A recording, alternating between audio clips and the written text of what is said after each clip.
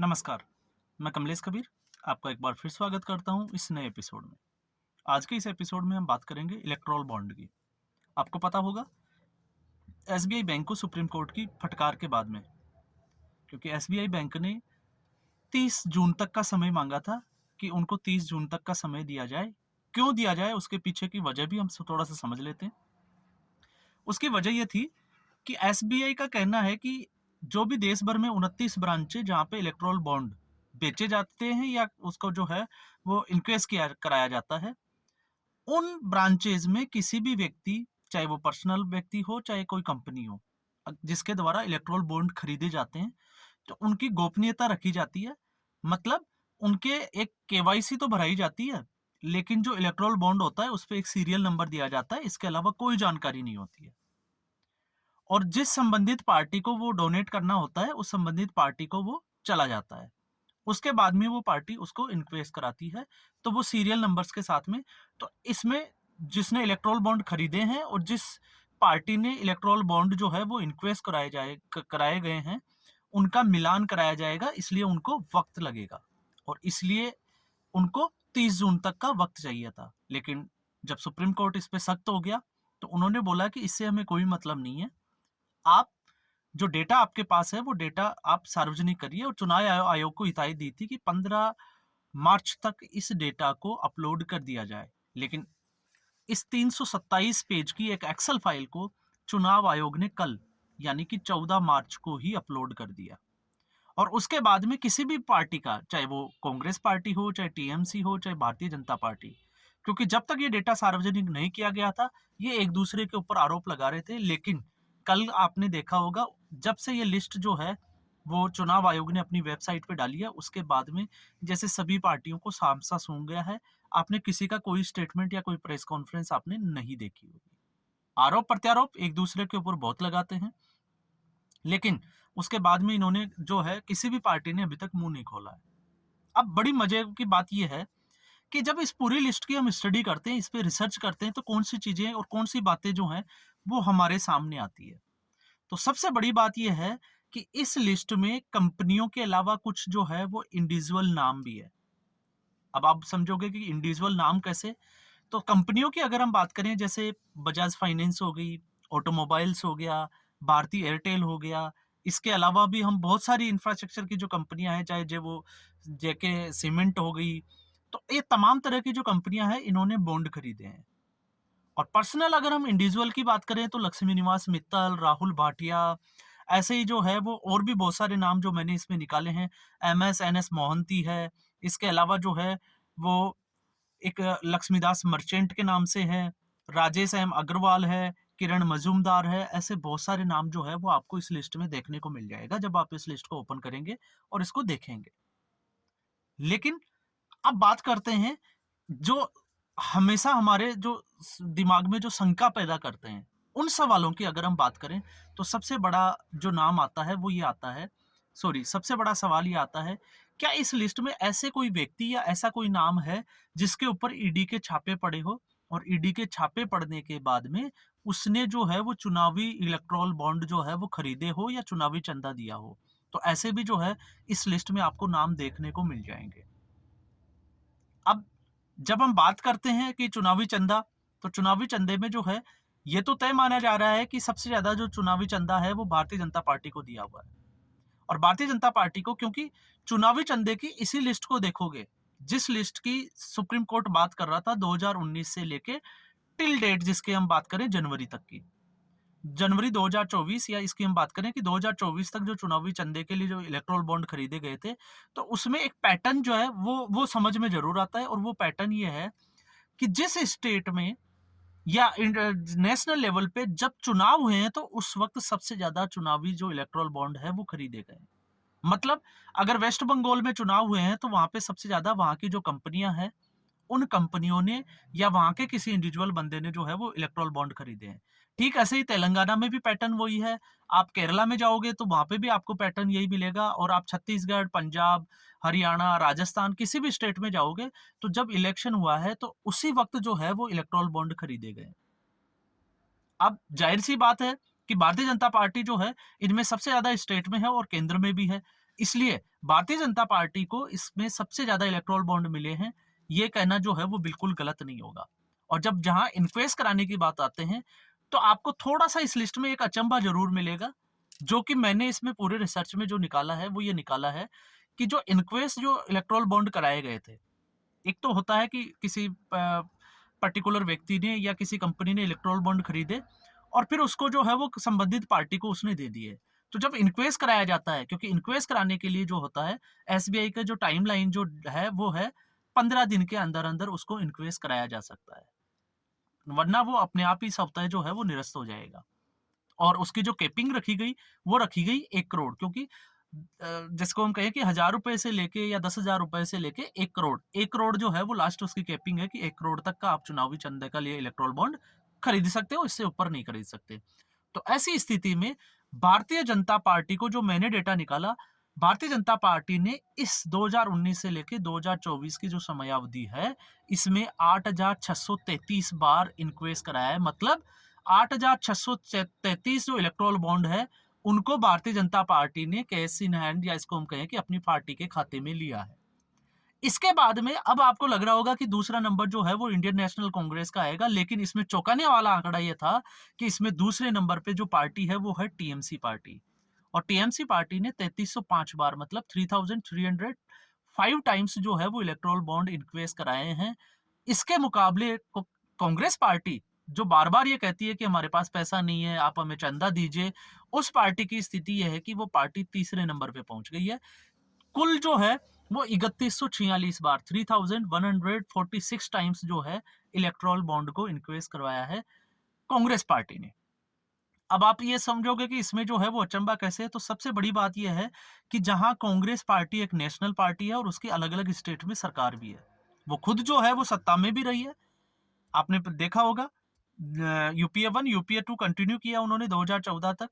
और आप देखिए सबसे बड़ी बात कि टीएमसी सिर्फ और सिर्फ वेस्ट बंगाल तक सीमित है, उस पार्टी को जो है वो 3305 बार जो है वो इन्क्वेस्ट कराती है इलेक्टोरल बॉन्ड को। तो आप समझ सकते हैं कि इसमें जो है, जो पार्टियां एक दूसरे के ऊपर, एक दूसरे की सरकारों के ऊपर या एक दूसरी पार्टियों के ऊपर जो है वो चुनावी चंदे को लेकर आरोप लगाती थी, अब वो चुप कैसे हो गई है, तो इस पैटर्न से आपको जरूर समझ में आएगा। लेकिन दूसरी जो जिस बात पे हम चर्चा करने वाले हैं, वो है कि क्या इसमें ऐसी कोई कंपनी या ऐसा कोई डेटा इस पूरी लिस्ट में हमें मिला जिसके पैटर्न को समझने से ये समझ में आया हो कि हाँ, इन लोगों ने जो है वो इस चुनावी चंदे का क्या फायदा भी उठाया है। क्योंकि ये मुद्दा जो है वो प्रशांत भूषण ने सबसे पहले उठाया था, और उस वक्त जो है वो कंपनी थी, आपको पता होगा, मेगा एंटरप्राइजेस। प्रशांत भूषण ने कोर्ट में एक दलील दी थी कि मेगा एंटरप्राइजेज ने जब उनके यहाँ पे छापा पड़ा, तो उसके बाद में उन्होंने इलेक्ट्रोल बॉन्ड जारी किए थे, और इलेक्ट्रोल बॉन्ड जब उन्होंने जारी किए, तो उसके बाद में महाराष्ट्र की सरकार ने उनको 14,400 करोड़ के जो प्रोजेक्ट है उसकी मंजूरी दी थी। तो ये जब हम इस सारी लिस्ट की स्टडी करते हैं, तो फिर ये चीजें हमें समझ में आती है। तो इस लिस्ट में अगर हम बात करें, तो सबसे बड़ी जो पार्टी है वो है फ्यूचर गेमिंग। फ्यूचर गेमिंग, जिसने सबसे ज्यादा चंदा दिया है 1368 करोड़ का। अब आप लोगों को ये लग रहा था, जब राहुल गांधी या कांग्रेस पार्टी ये कह रही थी कि अडानी और अंबानी, तो हमें भी यही था कि अडानी और अंबानी ने जो है वो, लगता है कि भारतीय जनता पार्टी को सबसे ज्यादा चंदा दिया है। लेकिन इस लिस्ट में ऐसा नहीं है। यही इसकी सबसे बड़ी चौंकाने वाली बात है कि जो आरोप लगाए जा रहे हैं, वो आरोप जो है वो कितने तथ्यात्मक सही है और कितने जो है वो गलत है। क्योंकि अडानी जो है वो भारत के सबसे बड़े अमीर व्यक्ति है। इसके अलावा अंबानी जो है वो भी बड़े अमीर व्यक्तियों में जाने जाते हैं। लेकिन जब चुनावी चंदे की, इलेक्ट्रोल बॉन्ड की बात करें, तो इसमें फ्यूचर गेमिंग का नाम सबसे ऊपर है। फ्यूचर गेमिंग, इसकी जो मैंने स्टडी की, ये जो है, ये सिक्किम और उस तरफ जो लॉटरी, सिक्किम लॉटरी से भी ये जुड़ी हुई थी। फिर उसके बाद में सिक्किम गवर्नमेंट ने जो है वो लॉटरी बंद भी कर दी गई थी। और जब आप गूगल पे जाके इसका सर्च करोगे, तो अब क्या क्या चीजें सामने आती है वो आप समझ लेते हैं। तो सबसे पहले हम बात करते हैं इसके फाउंडर की। इसके फाउंडर है सेंटियागो मार्टिन। सेंटियागो मार्टिन की ये कंपनी है फ्यूचर गेमिंग। अब गेम वगैरह तो आपको समझ ही आ गया होगा। और इस पार्टी ने कुल जो है वो 1368 करोड़ का चंदा दिया है, जो कि बहुत कम नहीं होता, ये बहुत ज्यादा है। 1368 करोड़ का चंदा अकेली इस कंपनी ने दिया है। और सबसे बड़ी खास बात यह है कि 2 अप्रैल 2022 को इस कंपनी को ईडी की जो है वो रेड पड़ती है सीबीआई की जांच के बाद में, और ईडी की रेड में जो है इसकी 409 करोड़ की संपत्ति अटैच कर दी जाती है। ये मैं बात कर रहा हूँ 2 अप्रैल 2022 को, और उसके ठीक 5 दिन बाद में 7 अप्रैल 2022 को ये कंपनी जो है वो लगभग 80 से 90 के आसपास जो है वो इलेक्ट्रोल बॉन्ड, क्योंकि 327 पेज की लिस्ट है, तो एक-एक को काउंट करके निकालना हमारे लिए भी मुश्किल है, लेकिन हम ये कह सकते हैं 50 से ज़्यादा बार, मतलब लगभग 80 से 90 बार जो है, इसने एक साथ जो है वो 1-1 करोड़ के इलेक्ट्रोल बॉन्ड खरीदे हैं। मतलब 80 करोड़ के आसपास के जो है वो इलेक्ट्रोल बॉन्ड इस 5 दिन के बाद में ये कंपनी जो है वो खरीदती है। और ये जो है वो तमिलनाडु उस तरफ की बात कर रहे हैं हम।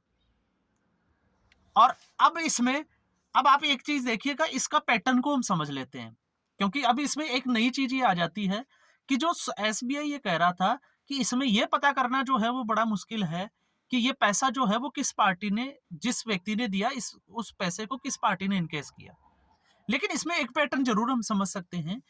अगर हम जो इलेक्ट्रोल बॉन्ड जारी हुए हैं इसके 15 दिन की अवधि के अगर हम दूसरी लिस्ट के साथ मैच करके देखते हैं, जैसे इसी केस की हम बात करते हैं, तो 7 अप्रैल 2022 को जो इलेक्ट्रोल बॉन्ड खरीदे गए थे, तो 15 दिन और जोड़ देते हैं तो ये हो जाता है 22 अप्रैल, मतलब लगभग 25 अप्रैल तक के आसपास के अगर आंकड़े में हम दूसरी वाली लिस्ट को देखते हैं जहां पार्टियों को इनक्वेस्ट कराने की लिस्ट है, तो उस लिस्ट में आता है कि सबसे ज्यादा जो है वो बीआरएस को जो है उस पार्टी ने इनक्वेस्ट कराए हैं, और उसके बाद में नंबर आता है बीजेपी। तो बीआरएस को भी चंदा गया है और भारतीय जनता पार्टी को भी चंदा गया है। अब जिनको ये लग रहा होगा कि भारतीय जनता पार्टी ने, जैसे कहते हैं ना कि एजेंसियां जो है वो स्वतंत्र नहीं है, किसी एक पार्टी की है, तो हम भी यही शक कर रहे थे अब तक। लेकिन इस लिस्ट में अगर ये चीज आती है कि ये पहले तो ये कंपनियां जो है जिस स्टेट की है वहां से अगर हम देखें, तो बीआरएस ने भी 1-1 करोड़ के जो है वो इलेक्ट्रोल बॉन्ड जो है वो इन्क्वेस्ट कराए हैं, जिसको कहें कि बुनाए हैं। और साथ में बीजेपी, भारतीय जनता पार्टी ने भी, कुछ टीआरएस ने भी। तो अब इसका एक के साथ कनेक्शन नहीं हो सकता कि हम दावे के साथ ये कहें कि नहीं इसी पार्टी ने करवाया है। हालांकि हो सकता है मेरा आकलन भी ये गलत हो, लेकिन मेरे जो कयास, ये जो मैं अभी जहां पे बात कर रहा हूं जिस मुद्दे पे, तो इसमें सत्यता ये है कि जब इलेक्ट्रोल बॉन्ड के ऊपर एसबीआई ये कहता है कि इसको 15 दिन की अवधि दी जाती है इन्क्वेस्ट कराने की, तो 15 दिन का हमने एक कयास लगाया, और ये कयास जो है वो ज्यादातर, जिसको हम देखेंगे कल को सुप्रीम कोर्ट के किसी आदेश के बाद में अगर ये सूचनाएं सार्वजनिक होती है, तो जहां तक मैं मानता हूं ये आंकड़ा जो है वो इसके आसपास ही जाने वाला है। अब इसमें आप देखिए, इसमें इससे पहले भी आपने देखा, इसकी जब आप स्टडी करोगे गूगल पे जाके, तो 2019 में 5 मई 2019 को भी यहाँ पे जो है वो ईडी का छापा पड़ा था, और उसके ठीक 1 साल बाद इस कंपनी ने इलेक्ट्रोल बॉन्ड जो है वो उसके बाद में चंदा देना, क्योंकि 2019 के बाद की बात कर रहे हैं हम, पहले की यहाँ पे बात नहीं कर रहे हैं। अब छापा क्यों पड़ा था?